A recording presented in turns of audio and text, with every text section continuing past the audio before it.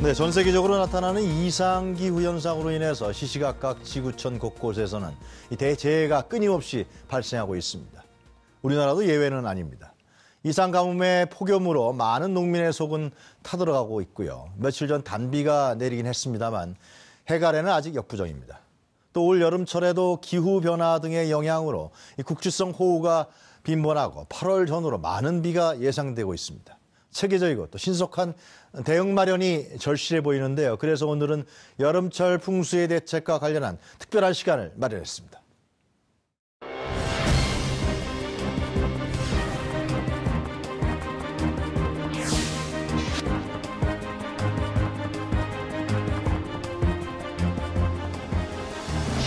과거 재정과 기반시설 부족으로 풍수에 관련 대형 재난이 지속적으로 발생했다면 이제는 기상이변의 과도한 도시개발과 관리 부족으로 복합적 풍수의 사고가 발생하고 있다.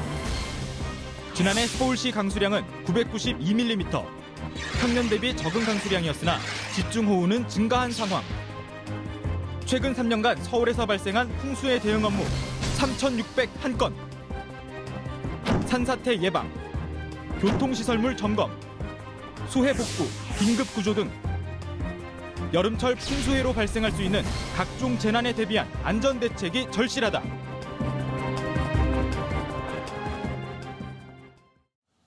네, 방금 보셨다시피 기후변화에 따른 서울시의 이상기후 현상이 최근 사회적 문제로까지 이어지고 있습니다.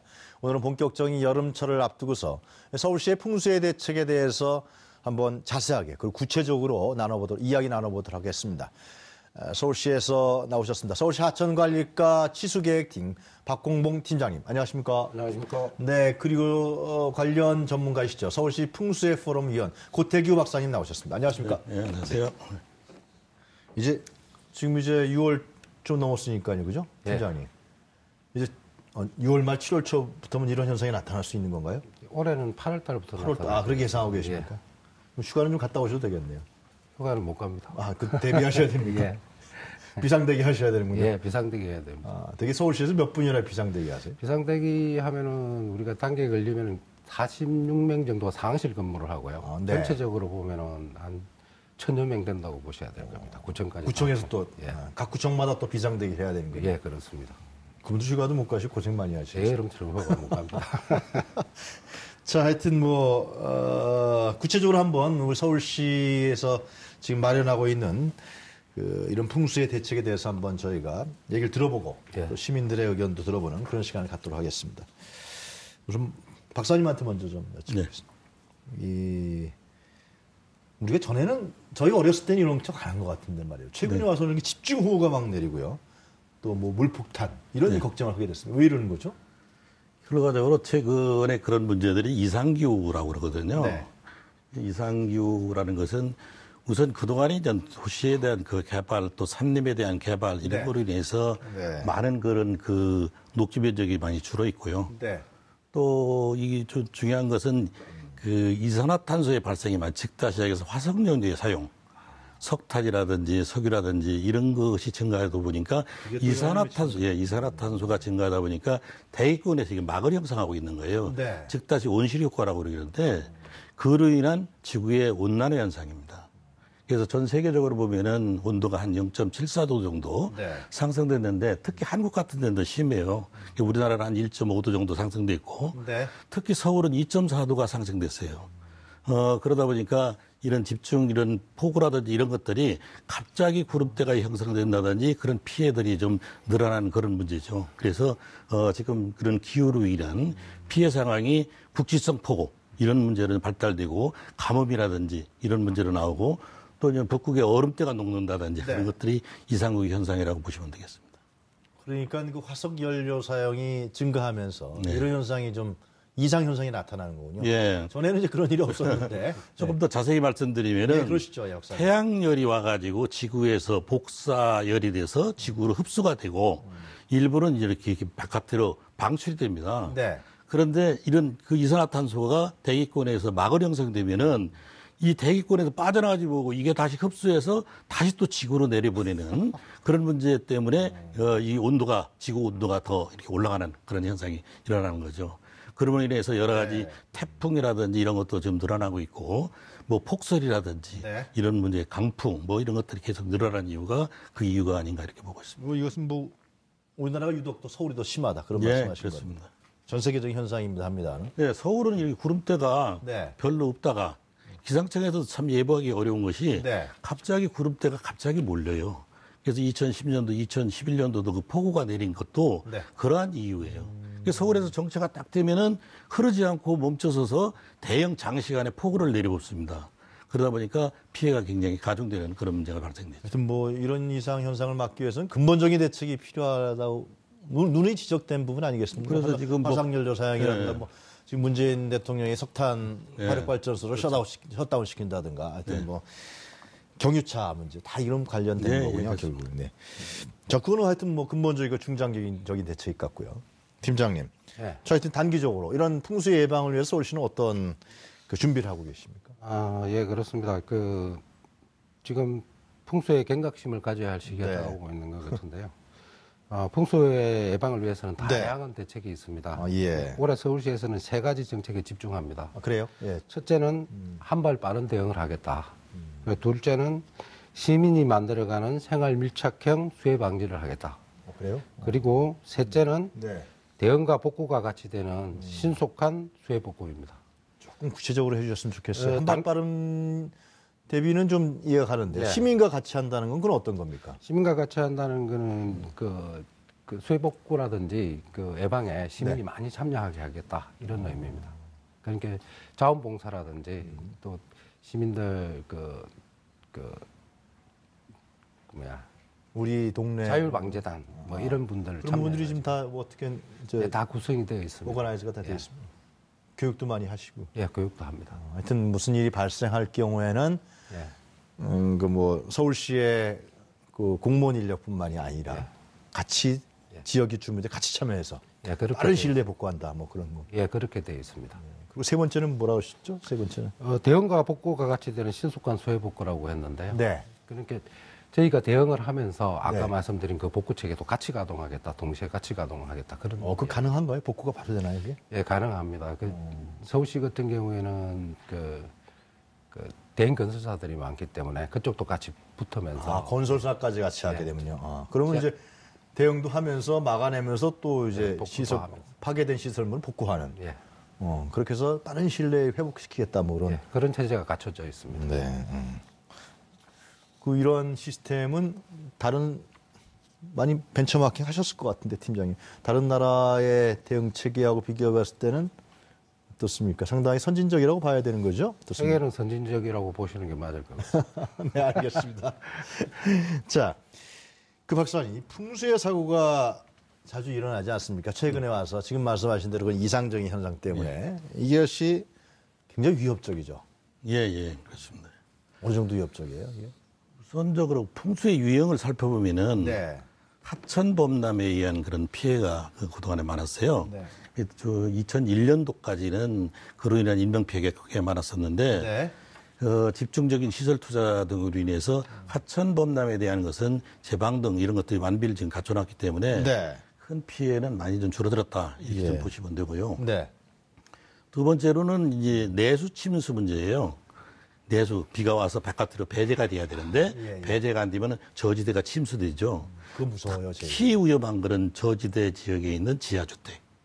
물이 차면은 반지하에 사는 반지하. 야간에 이게 물이 차면 잠자다 차기 때문에 어떻게 대피할 겨를도 없어요. 너무 위험하네요. 그래서 이제 그런 경우. 그래서 서울시에서는 그런 거를 대비해서 비물펌프장을 많이 만들었습니다. 지금 서울시의 비물펌프장이 114개가 있는데 90년대 이후부터 신설된 것이 90개를 신설했어요. 그래서 저지대 이제 침수를 방지하기 위해서 펌프를 해서 배제해주는 그런 시스템이 돼 있고. 합니까? 그 정도는? 우선 용량의 문제인데 전에는 1년 10년 빈도 즉다 세계에서 비가 오면은 10년에 내릴 수 있는 확률의 빈도만큼 그다음 그 용량을 합쳐서 확충을 해놨는데 지금 30년 빈도 즉자식에서 시간당 95mm까지를 커버할 수 있도록 해놨기 때문에 어느 정도 상당히 크기로 지금 시설 펌프 용량을 확장해놨다 이렇게 좀 보기 때문에 이 문제도 이제 많이 좀 해소가 됐다 이렇게 해서 최근엔 2010년도 이후에서는 인명피해가 많이 줄어들었어요. 피해 현황이 좀 줄었죠? 그런데 이제 2011년도에 이제 피해가 늘었죠. 그게 바로 산사태입니다. 산사태. 우면산. 예, 우면산.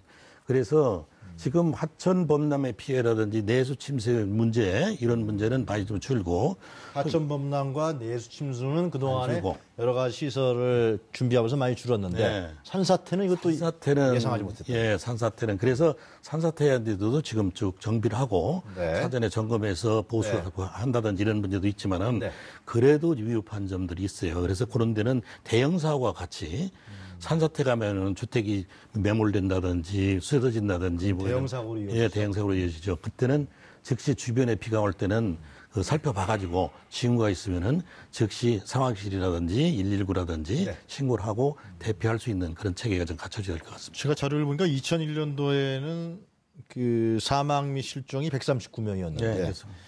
이것이 계속 상당히 줄어. 2011년도에는 이게 22명. 이게 아마 우면산 산사태. 예, 우면산 산사태 때문에 그렇습니다. 그 다음에는 이제 1명 이렇게. 예, 지금 상당히 그동안에 시설 투자를 서울시가 많이 했어요. 그래서 지금 자료가 나오는군요. 예. 그래서 뭐 그 하천에 대한 보수보강이라든지 복구장 신설이라든지 관로에 대한 증설이라든지 이런 것들을 많이 했기 때문에 지금은 좀 상당히 안정화되고 아까 저기 우리 팀장께서 얘기를 했지만 34개 주요 지역에 대한 걸 현재 시행 중에 있어요. 그래서 지금 15개 정도가 완료되고 금년에 6개 정도가 준공이 되면은 아마 그 2019년까지 완료가 되면은 상당히 그 저지대 침수 지역 문제는 해소될 거로 그렇게 보고 있습니다.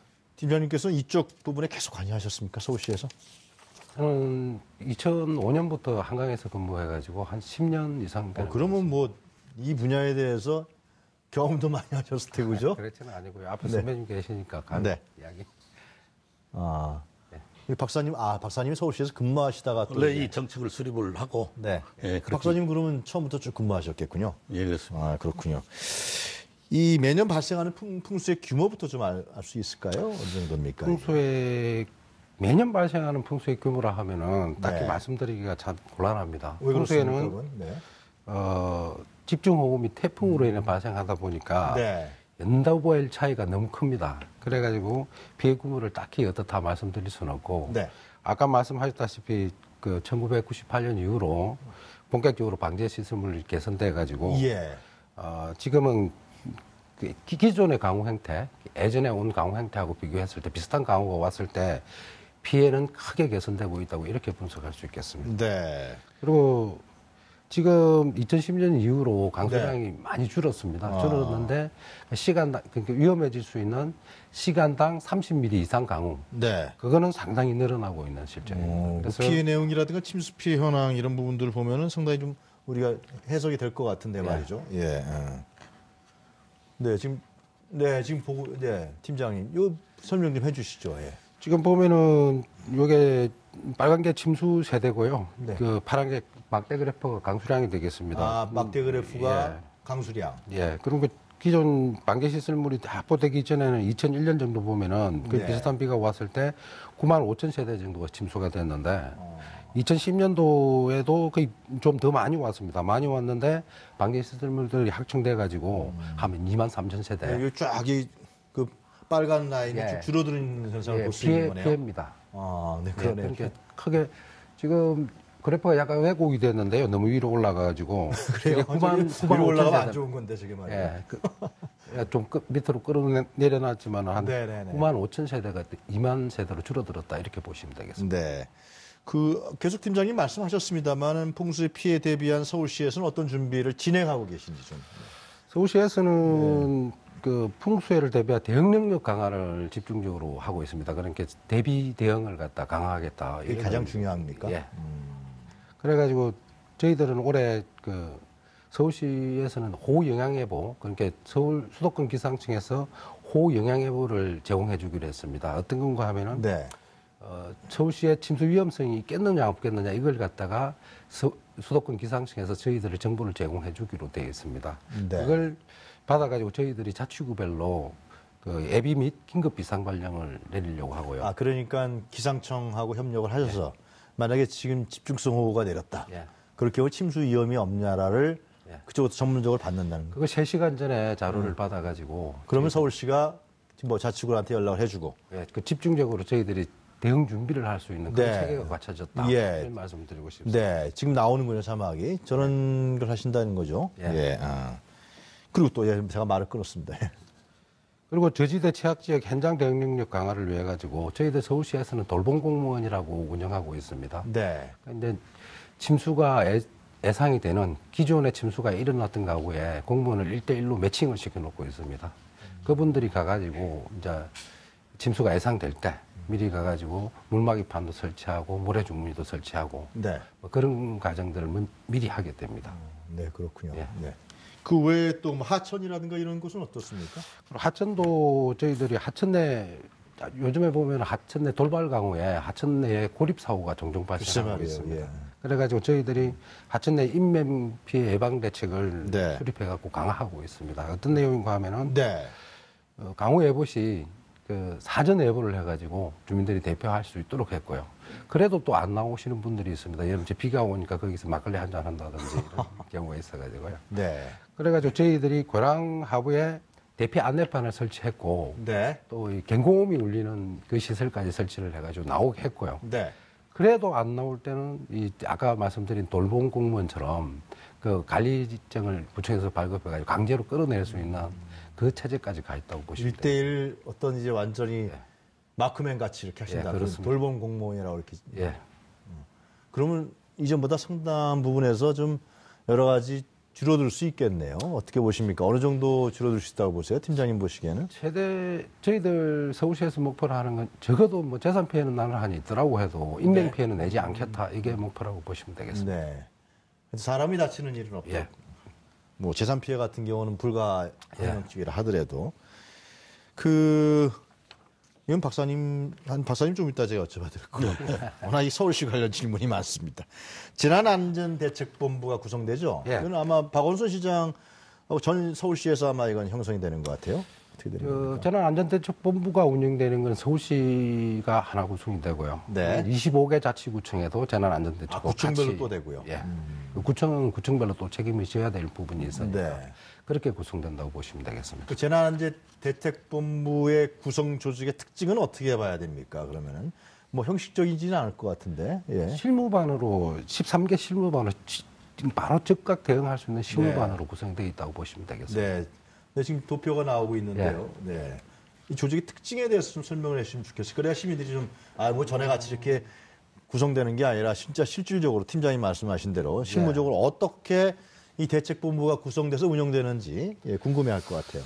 첫째, 저희들이 이제 비상근무 체계를 보면은 네. 간심, 그 팽시 상태입니다. 팽시하고 보강 상태가 되겠는데 팽시가 있고 주의 1단계 비상근무 발령 단계가 있겠습니다. 네. 그리고 경계 단계를 해가지고 2단계 비상 발령입니다. 심각은 3단계인데 대규모 피해가 발생했던 상황이고요. 네. 이렇게 이제 상황을 가정해갖고 운영을 되고 있는데요. 비상근무 체계의 관심은 그 30mm 이상 강우가 예상될 네. 때 운영이 되고요. 그리고 1단계는 호우주의보 발령.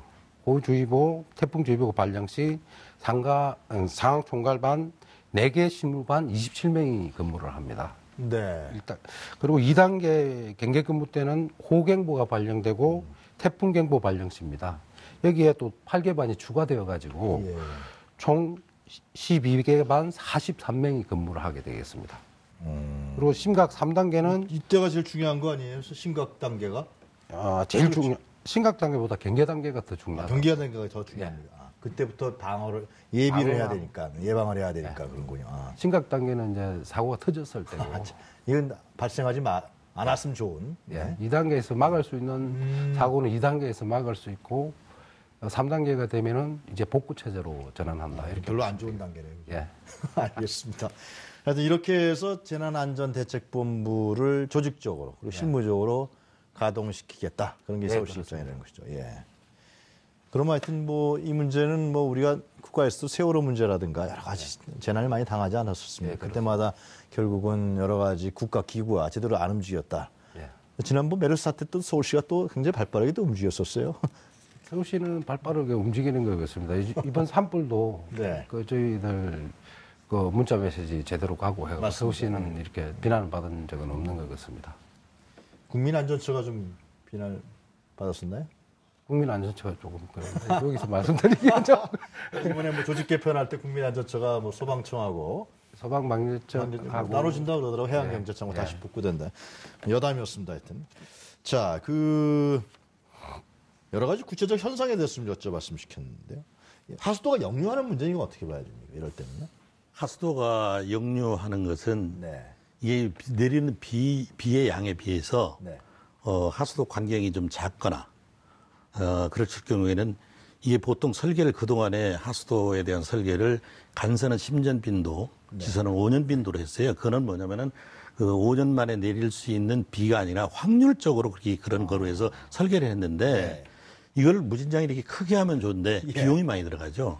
그러다 보니까 적정한 비용이 들어가는 선에서 그거를 네. 정책적으로 정합니다. 네. 예전에 운영을 인전 간선은 10년은 내릴 수 있는 빗물의 확률로 설계를 했고 지선은 5년 빈도로 했습니다. 근데 최근에 이상기후 등에서 폭우가 많이 내리죠. 예. 그러다 보니까 도저히 못 당한다. 그래서 최근에 이제 30년 빈도로는 키워지고 있는데 그러다 보니까 그보다 더 많은 빗물이 내리면은 결과적으로 하수도에서 이거를 통과시켜줘야 되는데 그걸 못 나갔을 때 이것이 다시 역류하거나 그런 문제에서 도로를 위해서 침수가 된다든지 이런 문제가 좀 발생되고 있는 그런 상황입니다. 그럼 박사님 말씀 들어봤을 때는 결국 하수도에서 역류 문제는 하수관의 어떤 그 새로운 신축이라든가 증축이라든가 이런 작다든지 예. 또 관리 운영을 좀 잘못해서 네. 밑에 이제 그 토사라든지 이를 싸서 단면을 좀 줄였다든지 그런 문제가 일어나거든요. 그래서 사전에 이제는 우기가 시작되기 전에 네. 점검 정비를 철저히 합니다. 그래서 네. 준설 상태가 됐는지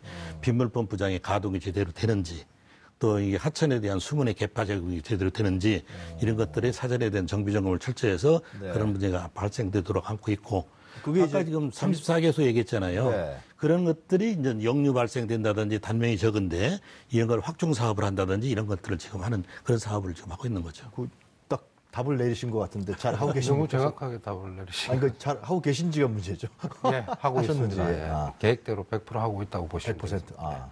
그래도 불구하고 하수도가 막 역류 현상이 나타난다. 그러면 어떻게 됩니까? 그때는 어떤 대책을 세워야 되나요? 저희들 그 개인 주택에 네. 지금 일어나고 있는 침수가 대부분 일어나고 있는 그 펌프장의 말청서대를 가지고 서울시 같은 경우에는 반지하 주택이 문제가 되고 있습니다. 네. 그리고 반지하 주택에 역지변을 설치해 놨습니다. 그렇게 지대가 낮은데 네. 하수관이 높으니까 이거 빗물이 역류하는 걸 막기 위해 가지고 역지변이라고 물을 막을 수 있는 걸 설치해 놓았습니다. 네네네. 그런 시설들을 많이 보급해 가지고 있습니다. 네. 그렇게 지금 대응하고 있습니다. 지하주택보다도 하수도가 높으면은 그것이 지하주택으로 이렇게 들어가는 걸 예. 방지하기 위해서 역지변을 설치하고 있고 또 그것이 위로 솟구쳐서 위로 이제 올라오는 경우가 있죠. 네. 그 들어오는 걸 방지하기 위해서 물막이판 뭐 이런 것들을 설치하고 말씀이신지. 그래도 혹시 들어오면은 그걸 해주기 위해서 양수기를 전부 다 지원해 줬어요. 그래서 물막이판이라든지 양수기라든지 역지변이라든지 이런 것들은 동에 신청하면은 구에 신청하면 무상으로 지금 해주고 있습니다. 반지하에 사신 분들은 좀 그런 걸 좀 준비를 해놓으신 게 좋겠네요. 예, 예, 아무래도. 그렇죠. 근데 지금 팀장님하고 박사님 말씀 들어보니까 이 행정 자체는 서울시 중앙에서 다 물론 지시하고 방향을 잡는 것도 중요하지만 일선 행정에서 그걸 어떻게 관철시켜 나가느냐 이게 더 중요하다 생각이 많이 드네요. 예, 구청 단위에서 동 단위에서 진짜 실제로 집중적으로 어떻게 하냐 이것이 결국은 주민들의 안전이라든가 풍수의 대책 이런 부분과 직접 연관된다 생각이 드네요. 시하고 구하고 하는 구조적인 대책 네. 이런 것들은 지금 열심히 노력합니다만은 그 노력만으로 안 되는 것이 결국 풍사 대책이에요. 네. 주민들과 함께하는 그런 대책이 돼요. 그래서 시민 참여 얘기를 잠깐 팀장님이 하시는 거군요. 예, 그렇습니다. 아, 결국 경험하시다 보니까는 이거는 단순한 어떤 그런 관료적 행정 갖고 제 표현이 어떨지 모르겠습니다만은. 자, 산사태 예방 문제 좀 얘기해 주세요. 그건 어떻게 됩니까? 산사태는 2011년도 우면산 산사태 이전까지는 네. 수방재에서 그렇게 크게 영향 있게 다루질 못했어요. 네. 그 부분까지 어떻게 보면 미치질 못했었는데 그때 사고를 당하고 나니까 이게 새로운 재해 피난 피해 그 영역으로 이게 중요하게 자리매김한 거죠. 네. 그래서 그 이후로 서울시에 산지방재과라는 별도의 조직 부서를 신설하고 그다음에 산사태에 대한 정기 점검 이런 네. 것들을 지금 해서 구청에서는 공원녹지과, 서울시에는 산지방재과에서 여기에 대한 정기 점검해서 예방 조치 사업을 지금 해나가고 있습니다. 네. 그래서 이게 산사태 같은 경우에는 즉다시에서 그 흘렀을 때 토속류, 즉 흙과 물과 이것이 같이 내려오거든요. 그로 인한 피해는 밑에 뭐 주택이나 뭐가 있을 경우에는 전부 다 붕괴시키면서 인명피해가 크게 나는 그런 문제가 있기 때문에 가장 무섭습니다. 예, 지금 와서는 가장 그런 피해에 대한 그런 그 발생이 인명피해가 크게 발생되고 있는 것들이 최근에 나타난 산사태다. 이렇게 해서 위험성이 매우 있는 거로 그렇게 지금 보고 있습니다. 지금 박사님 다 정리해 주셨는데 그 팀장 예비책에 대해서 좀 설명을 좀. 지금 보면은 올해까지 저희들이 그러니까 그 주택이 있는 주택가, 주택가 사면들에 대한 그 주택가 사면이 무너지면 인명피해가 발생하니까요. 그걸 주택가 위험한 사면은 전부 정비하는 걸 갖다 목표로 세웠고 6월 달까지 끝나는 걸로 되고 있습니다. 그럼 지금 남아있는 거는 이제 주택보다 좀 멀리 떨어진 이런 사면 정리만 남아있는 이런 실정입니다. 그러면은 올해는 사면으로 인한 사고는 발생하지 않겠다. 이렇게 저희들은 기대하고 그러니까 있습니다. 제가 뭐 전문적인 사기식이 없습니다만은 주택가 뒤에 있는 산에 확실하게 이제 딱 받침대를 하는 거겠죠, 결국은. 그건 거의 다 하셨다. 예. 이제 주택에서 좀 떨어진 부분들만 일부 남아있는. 주택에서 떨어진 데는 어디입니까, 거기는? 사람이 가지 않는데도 이제 산사태가 나는 그런 곳에는 이제 사람 살고 있지 않는 지역.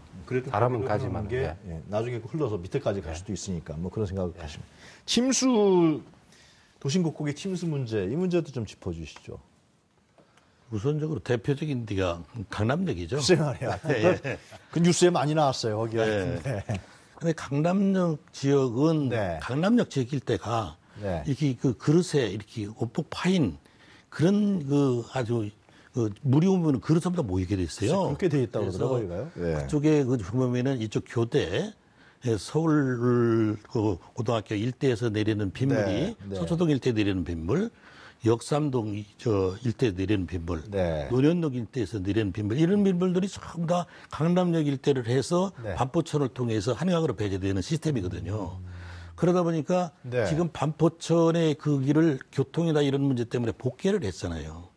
그게 지금 예전에는 충분히 물이 그 침투가 되고 증발이 되고 이런 문제에서 빠져나갔는데 도시가 개발돼서 확장되다 보니까 이제 확장된다는 얘기는 뭐냐면은 포장률이 높아졌다는 얘기죠. 그러다 보니까 비가 오면은 전부 다 이게 유리그릇에 물 묻는 것처럼 저지대로 일시에 몰려들어요. 그러다 보니까 강남역 일대로 통해서 반포천으로 배제되는데 고모리길 일대 그 복개된 도로상의 그 하천 단면이 워낙 작습니다. 그러다 보니까 강남역 일대에 침수됐다면은 무조건 침수가 일어나는 일이 그쪽에 그 통수 단면이 너무 작기 때문에 그래요.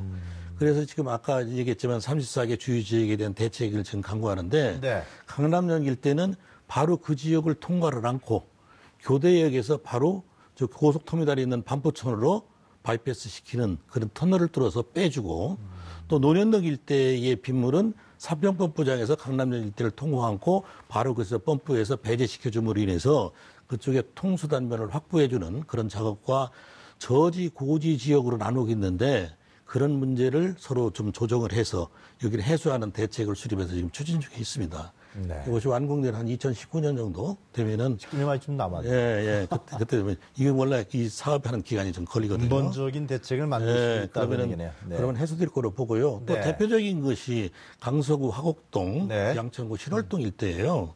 이 일대는 저지 고지 수역으로 지금 나누고 있지만은 워낙 유리 현장이 길고 그다음에 물이 흘러가면은 상당히 유속이 나는데 경사도 하천에 대한 그런 물이 빠져나가는 경사도가 있는데 이게 완만해요. 또 역경사다 보니까 이게 잘 배제 안 되고 목동 개발하면서 목동에 이제 그 저지대니까 좀 들어올렸잖아요.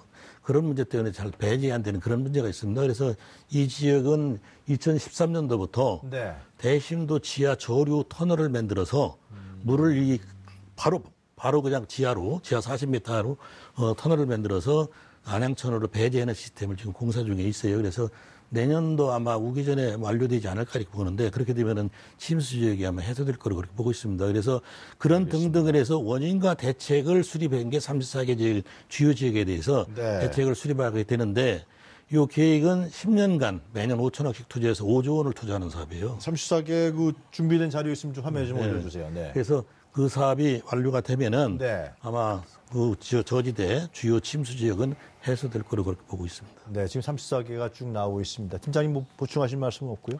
지금 34개 중에 2016년도까지 네. 그 15개소를 완료했고요. 지금 19개소를 추진 중에 있습니다. 아, 그래요? 그래도 올해도 6개소가 완료됩니다. 저희가 항상 문제가 됐던 곳이군요, 34개소가. 비는 또 장담을 못하기 때문에 2010년, 2011년도에 왔던 비에 문제가 발생했던 데를 집중적으로 지금 치유하고 있다고 이렇게 보시면 되겠습니다. 돌발 지역이 나타날 수 있습니까? 예, 항상 그렇습니다. 알겠습니다. 하여튼. 자, 수방시설 문제 좀 팀장님 설명해 주시죠. 수방시설에 대한. 수방시설요? 네네네. 먼저 박사님 말씀해 주시겠습니까? 예, 수방시설에 대한 수방시설이라면은, 예, 점검인데요. 네. 이 사전에 이게 준비를 하고 점검해서 그 가동 준비라든지 이런 걸 잘 해놓는 게 굉장히 중요합니다. 네. 그래서 미리 이제 워밍업을 하는 그런 얘기죠. 주로 이제 수방시설이라면은 하천시설에는 수문과 제방과 네. 이런 것들이 있어요. 그래서 제방에 어디 뭐 절단이라든지 훼손이라든지 있는지 또 수문이 정상적으로 작동되고 움직이는지 이런 것들을 수방 그 점검 기간 이전에 이미 점검을 끝내고요. 네. 그다음에 내수 침수한 문제 이런 문제가 있습니다. 내수 침수 방지를 위해서는 제일 중요한 게 빗물 펌프장이죠. 이 빗물 펌프장의 모터 작동 상태라든지 네. 그 펌프 작동 상태라든지 그다음에 전기 인입선에 대한 문제가 없는지 이런 것들도 점검하고 있고 또 무엇보다도 이 하수가 배제되려면 하수 관망이 제대로 잘 작동되는지 준설 상태라든지 이런 거에 대한 점검이라든지 이런 거를 철저히 사전에 철저히다 완전히 전반적으로. 그다음에 이제 제가 생각에 염려되는 게 산사태. 글쎄 말이에요. 산사태는 아까 얘기했지만은 그런 별도의 이제 새로운 부서들이 생겨서 점검 정비들을 오기 전에 이제 박사님 이제 완료해서 딱 마지막으로 정리해 주셨는데 한 가지가 남아 있는 것 같아요. 모의 훈련. 그렇지 않습니까? 이게 최종적인 것 같은데 이건 팀장님이 좀 설명해 주시죠. 모의 훈련은 저희들이 그 안전항공 훈련은 올해 실시를 못했습니다. 네. 선거 때문에. 그래가지고 안전항공 훈련 실시가 안 되니까 종합 훈련을 저희들이 했습니다. 그러니까 34개 취약 지역뿐만 아니라 전구청 25개 구청에 실제적인 매뉴얼에 따라 할 수 있는 네. 종합 훈련을 벌써 실시 완료했고요. 네. 그다음에 SNS를 활용한 모의 훈련. SNS를 통한 모의 훈련. 그건 예. 어떤 겁니까? 저희들이 이제 메시지를 주는 훈련입니다. 메시지를 주고 어떻게 됐다, 어떻게 조치가 올린다. 그런 걸 훈련을 수시로 하고 있습니다. 5월달, 8월, 9월 이런 식으로 계속 그 모의 훈련을 하고 있습니다. 자, 이제 거의 전반적으로 다 지금 종합적인 걸 다 살펴본 것 같은데요, 하여튼. 그래도 시민들이 좀 궁금한 게 있는 것 같아요. 그래서 저희들이 취재진에서 이러한 풍수 예방에 대해서 많은 궁금증을 갖고 있는 시민들 인터뷰를 저희들이 한번 해봤거든요. 그래서 한번 그 VCR 보시고 그 문제에 대해서 한번 두 분께서 답변해 주셨으면 좋겠습니다. 자, 준비된 VCR 좀 틀어주시죠. 예. 저희 집 뒤에 산이 있는데 비가 혹시 많이 오면 산사태가 날 확률은 없는가요? 올 여름에도 이게 비가 많이 올 테인데 여기가 지대가 낮아서 침수 지역이라서 아마 가게가 문제가 없을까요? 네, 두 가지 질문 보셨죠? 네. 첫 번째 질문은 뭡니까? 옹벽은 있는데, 그죠? 혹시라도 장마철에 산사태 위험은 없냐? 이 제일 불안할 것 같아요. 아무래도. 그 산사태는 박사님 답변해 주셔야 될 것 같아요. 예, 참, 아까도 얘기했지만은, 이런 산사태라든지 이런 거는 큰 인명피해하고 같이 연관되거든요. 말입니다. 예. 그래서 비가 이렇게 좀 많은 비가 오면은 집에만 있지 말고 나가서 좀 살펴봐야 돼요. 그래서 살펴봐가지고 이게 이제 산사태로는 중간에서 흙물이 흘러나온다든지 그런 것들은 이미 이게 밑에 그 산사태 상당히 흙들이 유동성에 움직이 있다는 그런 얘기거든요. 그래서 그런 징후를 발견하면은 바로 119라든지 구청 상황실에 통보를 해주시고. 아니, 근데 박사님, 그거 일반인들이 알기는 어려울 것 같은데요. 가서 이제 비 오는 그 비 억수춤 쏟아지는데 거기 가서 그걸 어떻게 합니까? 그런 것들 점검을 하지만은 네. 아까 또 얘기했지만은 구청이라든지 시청에서에 대한 그런 노력만으로는 되는 게 아니라 그런 부분들은 또 주민들과 같이 해야 될 부분들이거든요. 그래서 사전에 그런 교육이라든가 훈련 같은 게 필요하겠네요. 그런 같은 이제 훈련하고 홍보도 하고 주민들한테 그런 것들을 미리 살펴봐달라고 라디오를 이렇게 좀 경청을 해서 그런 위험성이 있다면은 좀 그런 것들에 대한 주변을 좀 살펴서 그 경계심을 좀 갖도록 하는 그런 것들도 훈련하고 같이 하고 있죠. 사전에 좀 그런 교육과 홍보가 더 그렇지 않으면 가서 보기가 그 비 억수 쏟아지는데 우산 받고 가기가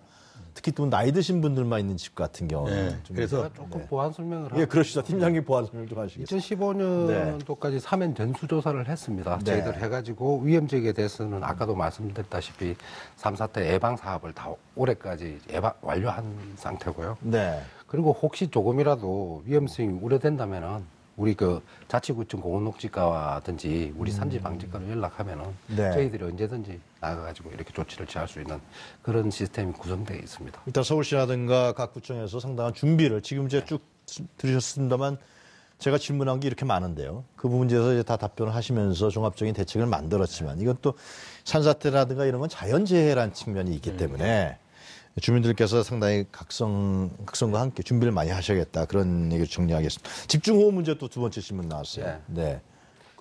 네. 팀장님 먼저 하시죠. 집중호우는 저희들이 아까도 말씀드렸다시피 서울시 목포가 네. 시간당 95mm에 버틸 수 있는 그런 방제 시설을 만드는 겁니다. 그래서 네. 어느 정도는 지금 완료가 됐다고 보고 있고요. 네. 그런데 이제 지금 저희들이 봤을 때 아까 말씀하시는 것처럼 서울시 종합적인 방제 능력을 봤을 때는 별로 걱정을 안 하셔도 된다 이렇게 말씀드리고 싶고요. 그런데 이제 풍수에는 예고 없이 다가오는 거니까 아까 침수 방지 시설, 물막 이판, 역지변, 범퍼 네. 항시 점검해 주시고 관리를 잘해 주셨으면 하는 그런 부탁을 드리고 싶습니다. 네, 하여튼 최근에 집중호우가 많이 네. 늘어났어요. 집중호우가 최근 10년 평균을 보면 한 4.1회 정도. 네. 그 이전에 한 30년 평균으로 보면 한 3.7회. 네. 30mm 이상 연간 내리는 빗물의 횟수입니다. 작년에는 한 6회 정도. 그러다 보니까 이런 피해를 재난을 발생시킬 수 있는 그런 비가 폭우가 최근에 이제 많이 일어나고 있다. 이렇게 볼 수 있습니다. 알겠습니다. 하여튼 두 분 말씀을 들어보니까 풍수의 사고에 대한 예방 대책, 서울시의 또 위험성 이런 걸 보니까 진짜 이건 서울시에서도 뭐 만전을 기해서 여러 가지 대책을 만들어야겠지만 팀장님이나 박사님이 강조하신 것처럼 시민들이 어떻게 이 문제에 적극적으로 결합이 되어 있느냐 이런 부분도 더욱더 중요하다 그런 생각이 드네요. 자, 그러면은 저희가 이제 풍수의 사고 위험성과 주요 사례에 대해서 이제 우리 팀장님 박사님 모시고 얘기를 들어봤는데요. 저희가 VCR을 또 하나 준비한 게 있습니다. 이 VCR 한번 보시고서 두 번째 문제에 대해서 우리가 또 간단하게 짚어보도록 하겠습니다. 네. 2010년 1월 12일 아이트에서 규모 7.0의 지진 발생.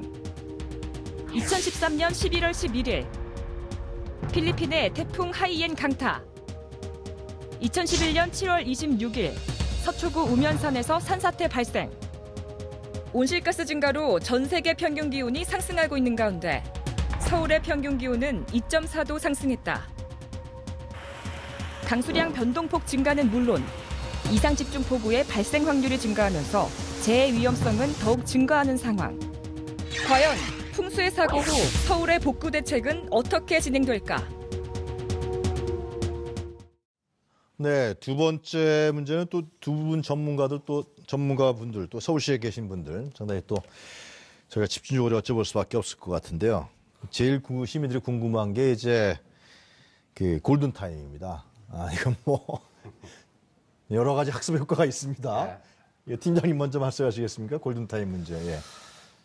골든 타임이라고 하면은 요즘 하도 많이들 이야기하는 거니까. 네. 그렇습니다. 골든 타임은 그렇게 보고 있습니다. 인명 피해를 어떻게 줄이느냐. 네. 그래가지고 서울시에는 네. 30분으로 책정하고 있습니다. 30분이요? 예. 30분이면 네. 최소한 30분 전에는 알리면 발생했을 때 30분 안에 모든 걸 발생하기 전에 30분에 알릴 수 있는 그런 체계. 30분 예. 전에. 적어도 30분 시간을 벌 수 있는 그 체계로 지금 수방은 움직이고 있다. 골든타임 개념이 상당히 좀 사전 예방적 측면이 강한 거네요. 예. 이 30분 골든타임이면은 박사님 충분한가요? 예를 들면 재난을 피할 수 있는. 우선 제일 중요한 게 네. 이 피해로 인해서 인명피해가 얼마나 발생될 건가가 중요하거든요. 네. 그래서 인명피해 위험성이 있는 게 산사태라든지 저지대 지역에 대한 반지하 주택에 대한 야간에 잠잘 때 이렇게 물이 침수돼서 그럼 피해를 입는다 이런 문제거든요. 네. 그래서 그거를 방지하기 위해서 즉시 대피할 수 있는 시간적 여유예요. 네. 그러다 보니까 30분이면은 가능한데 문제는 이제는 알 수 없는 그런 문제가 있어요. 도저히 알 수 없는 그런 문제가 있기 때문에 네. 그래서 아까도 얘기했지만은 돌보미 공무원 제도를 해서 일대일대로 위험 취약 지역에 대해서 1대1로 공무원들을 매칭시켜 놨어요. 왜냐하면은 전화를 위험성이 있는데 대피를 해줘야 되는데 안 받을 수도 있는. 예, 안 받을 수 있어요. 잘 때는 못 받거든요. 그러면 그때 돌봄 공무원이 즉시 현장에 나가서 예, 조치하도록 하는 그런 제도입니다. 네. 그래서 그런 제도를 도입을 하고 나서 예. 그런 피해들은 많이 지금 예방되고 있다 이렇게 좀 보게 됐습니다. 서울시의 좀 구체적인 대책 좀. 이 30분 시간 동안 피해를 최소화하기 위한 구체적 대책이 좀 마련되어 있는 것 같은데요. 서울시에서는 그 정보통신원 제도라고 해갖고 의용소방대, 그러니까 시민산업구조대, 네. 그리고 시민안전판수꾼협회 네.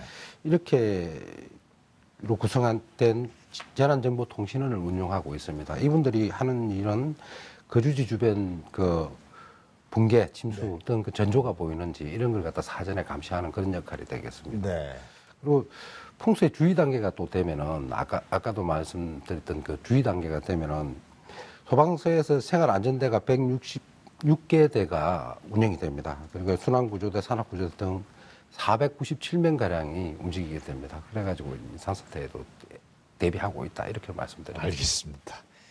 저희들이 그래도 좀 아무래도 좀 아까 박사님 강조하셨습니다만 이 예기치 못한 상황이 발생할 수도 있기 때문에 시민들도 궁금증이 있어요. 예. 그래서 한번 저희들이 인터뷰로 한번 VCR을 준비해봤습니다. 그 시민들 고민 한번 들어보시고 또 답변을 듣도록 하겠습니다. 네. 제가 사는 동네가 지대가 낮아서 홍수가 자주 나는데 홍수가 났을 때 가장 먼저 해야 될 일은 무엇인가요? 집중 폭우로 인해서 만약에 제가 피해를 받게 됐으면 그럼 그런 상황에서는 어떻게 보상을 받을 수 있는 방법이 따로 있는지 궁금합니다. 네, 두 번째 문제는 보상인데요. 자, 첫 번째 문제에 대해서 박사님 질문하신 거에 대해서 답변이 어떤 게 있을 수 있을까요? 저지대 지역의 낮은 그런 지역은 계속해서 눈여기겠지만, 예, 그래도 불안하신 거예요. 하천변 저지대. 이럴 때는 하천변 저지대라든지 이런 데는 물이 전부 다 모여 그로 집중합니다. 그래서 이런 지역에 대해서는 늘 그 경계심을 좀 갖고 라디오라든지 이런 걸 청취하면서 그다음에 잠을 잘 자는 것보다도 저 주변에 얼마나 이게 물이 상승해서 올라오는지 아니면 물이 역류해서 아니면 침수의 위험성이 있는지 이런 것들을 살펴보고 네. 그랬을 경우에는 즉시 이 위험성이 있다면 대피해야 하는 그런 자세가 좀 필요할 것 같습니다. 그러니까 사전 예방 골든타임 30분 또 예. 팀장님이 초반에 설명해 주신 기상청의 협조를 받아서 서울시가 이 상당히 위험한 지역이 될 것 같다. 집중소우가. 그런 데는 그 지역에 이제 거주하고 계신 분들 특히 이제 주무시대 밤에 상당히 스스로 일단 주의하는 자세도 중요하다. 그런 말씀이신 거예요. 서울시는 하여튼 간에 적극적으로 조치는 취하고 있습니다만은. 자, 보상 문제는 어떻게 봐야 됩니까, 팀장님? 보상금은 없습니다. 보상금은 없고 네. 재난지원금이라고 있습니다. 지원금이요. 일반인들은 보상금이라고 그렇죠. 보상을 말씀하시는데 하겠죠, 지원금입니다. 네. 주택 침수의 경우에는 네. 가구당 100만 원이 지원되고요. 그리고 주택 전파 시에는 900만 원. 네. 그리고 반파 시에는 그 피해액의 2분의 1까지 지원되고 있습니다. 네. 알겠습니다. 뭐 그 정도 수준에서 그럼 말씀드리면 될 것 같아요. 의료 지원 부분도 좀. 의료 지원은 서울시에서는 의사, 간호사 등으로 구성된 네. 그 의료 지원반이 85개 팀이 운영되고 있습니다. 네. 이분들이 그 수해로 부상자 등이 발생하면 신속하게 네. 그 출동할 수 있도록 체제를 갖추고 있습니다. 자, 나머지 몇 개 이제 좀 구체적인 문제가 몇 개 남은 것 같은데 한 두세 가지만 좀 여쭤보고 네, 시간을 정리해야 될 것 같은데 정신적으로 피해 받으신 분들 있잖아요. 사실상 뭐 이거는 뭐 안타까운 일입니다. 결과적으로 이런 분들에게는 어떻게 지원을 대책을 세우면 됩니까? 네. 이 재난 피해자나 가족들에 대한 네. 심리 지원을 서울시에서 하고 있습니다. 네. 심리 지원을 하고 있고 그럼 또 좀 정도가 심한 분들은 전문 치료업체에 가고 치료할 수 있도록 그렇게 그 지원 제도가 있습니다. 그렇게 네. 지원을 하고 있습니다. 알겠습니다. 그 외에도 뭐 신고센터 문제 그리고 여러 가지 구체적인 운영 체계 문제 이런 부분들이 쭉 있는 것 같아요. 제가 보니까 이제 아까 말씀하신 부분들에 대한 중복되는 부분이 있는데 복구 대책 부분은 좀 마지막으로 좀 짚어봤으면 좋겠습니다. 예. 그건 팀장님이 설명해 주시죠. 예. 복구 대책은 저희들 아까 말씀드렸다시피 네. 그 처음에 침수 피해가 대응과 복구를 같이 하겠다 이렇게 말씀을 드렸습니다. 예. 그때 때문에는 저희들이 대응 재난이 발생한다 하면은 그 서울시 풍수해 저감 종합계획이라는 계획을 세웠습니다. 그게 10개년 계획인데요. 5개년마다 이렇게 다시 세우는 그런 계획이 되겠습니다. 그 수립한 용역사를 사전조사반, 그러니까 처음에 대응을 할 때부터 투입을 해가지고 원인이 뭔지 밝히고요. 아까 설명드렸다시피 10개 건설사, 대형 건설사들을 투입해갖고 바로 또 이 복구 체제가 됩니다. 거기에다가 민간단체, 의용소방대뿐만 아니고 민간단체, 그리고 서울시 전문건설협회까지 장비들하고 지원할 수 있는 체제를 갖추고 있습니다. 최대한 신속하게 복구를 할 수 있는 체제를 갖추고 있다. 이렇게 말씀드릴 수 있습니다. 자, 뭐 시간이 그만 다 됐는데요. 못하신 말 있으면 간단하게 박사님부터. 예. 예, 그 서울시가 많은 시설 투자하고 이렇게 하는데도 왜냐면 이렇게 침수에 취약한 도시가 되느냐 하는 그런 것들에 대한 질문들이 좀 많이 있습니다. 예. 예, 그것은 원인을 꼽자면은 크게 한 3가지 정도로 볼 수가 있어요. 네. 첫째는 이제 물순환의 좀 왜곡이다. 네. 즉 다시 얘기해서 물순환의 왜곡이라면은 비가 온다든지 하면은 일부는 침투가 되고 또 일부는 또 증발이 되고 남는 물이 흘러가거든요. 흘러가는데 1960년대부터 도시화 산업화로 인한 농촌 인구가 급속도로 서울시로 집중됐습니다. 이때 그 62년도에 서울시 인구가 298만이에요. 근데 2010년도에는 1,100만이 넘었습니다. 30년 동안 인구 증가가 800만이 넘는 인구가 증가되다 보니까 이분들에 대한 부족한 주택난을 해소해서 저지대 지역이라든지 이런 데 막 개발이 됐어요. 네, 알겠습니다. 예. 예, 그러다 보니까 계획적인 개발이 좀 안 되는 부분 때문에 도시가 전부 다 포장이 되니까 유출이 증가하고 침투가 줄고 이런 문제 때문에 박사님이 문제가 지금 발생됐다. 가장 근본적인 문제를 좀 짚어봐 주셨는데요. 시간이 다 돼갖고 그건 한번 따로 한번 박사님 모시고서 왜 서울시가 이렇게 침수 부분에서 약해졌는지 그 근본적인 대책과 중장기 대책이 나올 것 같아요. 한번 듣도록 하겠습니다. 팀장님 말씀 들어야 되는데 박사님 시간을 다 쓰셔갖고요.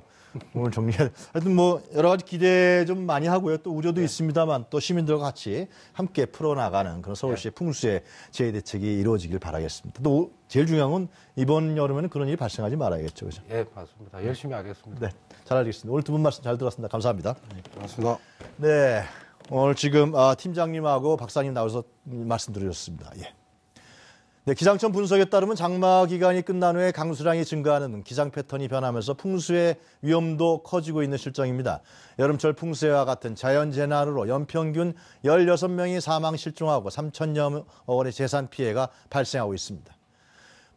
올 여름에는 태풍이나 호우 예비 후보가 발표될 때마다 선제적인 비상체제를 가동합니다. 이와 함께 풍수의 예방을 위한 국민행동 요령과 재난 현전 정보를 긴급 재난 문자와 TV 자막 방송 등을 통해서 적극 안내할 예정입니다. 무엇보다 시민의 피해가 가급적 발생하지 않도록 시민 모두 풍수해에 대비할 것을 당부드립니다.